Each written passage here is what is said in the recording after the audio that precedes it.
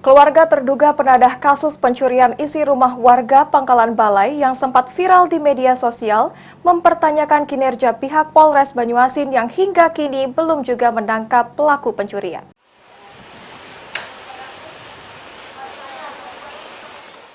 Ditemui di rumah, terduga pelaku penadah kasus pencurian isi rumah warga, Susi yang merupakan istri terduga pelaku penadah mengungkapkan bahwa dirinya dan keluarga merasa kecewa dengan kinerja pihak kepolisian Polres Banyuasin.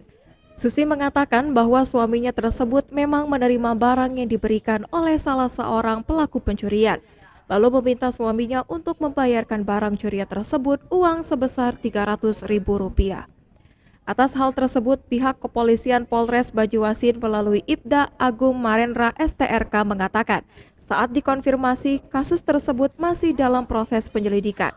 Untuk terduga pelaku penadah barang curian tersebut dikenakan pasal 363 KUHP Junto pasal 480 KUHP, tindak pidana pencurian dengan pemberatan atau penadahan.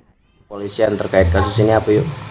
Kami pihak keluarga minta tolong sama pihak kepolisian minta tangkapkan yang maling, karena sampai sekarang yang maling belum tertangkap, masih keliaran di luar, sedangkan suami aku sudah tertangkap.